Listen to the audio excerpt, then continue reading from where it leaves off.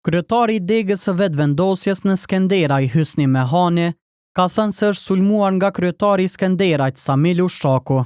Lajmi është bërë i ditur nga vetë Mehani, përmes një postimi në Facebook që është bërë nga një i afërm i tij, Bahrez Abeli, i cili ka transmetuar fjalët e tij. Të dashur miq, jam sulmuar nga Samil Ushtaku dhe banda e tij.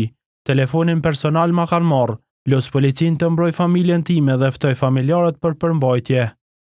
Nga qendra e mjekësisë familjare në Skenderaj thanë se lëndimet e Mehanit janë të lokalizuara në kokë dhe se ai është dërguar për trajtim në spitalin rajonal në Mitrovic. Nga spitali të kontaktuar nga shënjestër, tash për tash nuk kanë dhënë detaje për gjendjen shëndetësore të Mehanit. Mediumi ka kontaktuar edhe me kryetarin e Skenderajt, Samil Ushtaku. Dikush nga ekipi i tij tha se rrahja e pretenduar nga Mehani është e pavërtetë.